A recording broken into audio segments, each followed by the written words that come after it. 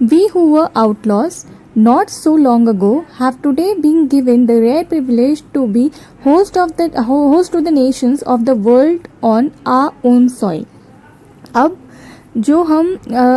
इसका मतलब ये है जो आउटलॉज मतलब ये जो सिस्टम चल रहा था एपिथेट जो था, इसके वजह से काफ़ी सारी कंट्रीज़ ने अपने रिलेशन ख़त्म कर रहे थे साउथ अफ्रीका के साथ। लेकिन जैसे ही ये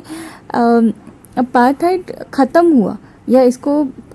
ख़त्म किया नेल्सन मंडेला और बाकी भी जो फ्रीडम फाइटर्स ने, और आज जब वो एक डेमोक्रेटिक कंट्री की तरफ, एक कॉन्स्टिट्यूशनल गवर्नमेंट की तरफ बढ़ रहे हैं, तो ये सारे कंट्रीज़ वापस आ गए हैं। ये सारे कंट्रीज अब साउथ अफ्रीका के साथ इन्होंने अच्छे से रिलेशन कर दिया और मौका दिया है साउथ अफ्रीका का जो होस्ट मतलब होता है कि जैसे हम गेस्ट आते हैं, ठीक है, और हम उन्हें सर्व करते हैं तो हमें होस्ट होते हैं। तो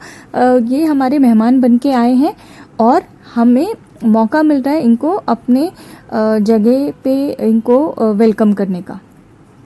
We thank all of a distinguished international guest for having come to take possession with the people of a country of what is after all a common victory for justice, peace, for human dignity, मतलब dignity मतलब होता है respect. So now he saying कि जितने सारे distinguish मतलब अलग अलग, तो डिस्टिंग मतलब हर नेशन के कुछ ना कुछ डेलीगेट्स, कुछ ना कुछ ऑफिसर्स आए हैं अपने कंट्री को रिप्रेजेंट करते हुए, इंटरनेशनल गेस्ट जो आए हैं, और ये उनको बता रहे हैं कि ये जो विक्ट्री है, ये जो जीत है, ये पीस की है, ये ह्यूमन डिग्निटी की है, और सिर्फ खाली एक इंसान की नहीं है, जस्टिस न्याय की जीत है ये, और मतलब हम सब की जीत है ये, किसी एक इंसान या किसी एक कंट्री की नहीं है, बल्कि इंसानियत की, जस्टिस की, पीस की, और एक ह्यूमन के लिए जो एक दूसरे के अंदर जो रिस्पेक्ट होती है कि कोई भी इंसान किसी के साथ भेदभाव ना करे, डिस्क्रिमिनेट ना करे, ये उस चीज़ की जीत है और उस जीत के सेलिब्रेशन में हम आज यहाँ पे आए हैं। We have at last achieve a political emancipation, मतलब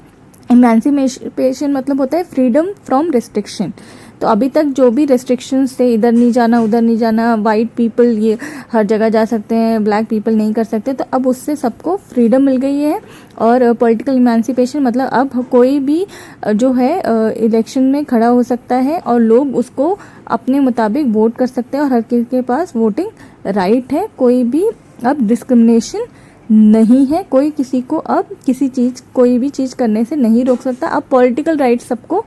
मिली है। We pledge ourselves to liberate all our people from the continuing bondage of poverty,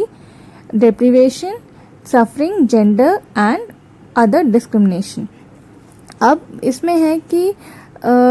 deprivation होता है state of not having one's rightful benefit, मतलब जब हम किसी को उसके हक नहीं देते हैं। डिस्क्रिमिनेशन तो पता ही है, भेदभाव करना, बीइंग ट्रीटेड इंडिफरेंटली, जब हम किसी को अलग तरीके से बाकी के सेम तरीके से नहीं उसको ट्रीट करते, उसको अलग तरीके से ट्रीट करते हैं, मतलब भेदभाव करते हैं। तो आज ही सेइंग कि मैं कसम खाता हूँ, मैं प्लेज लेता हूँ कि मैं सबको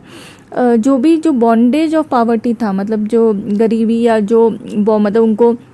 पहले जैसे रखा गया था ब्लैक पीपल को,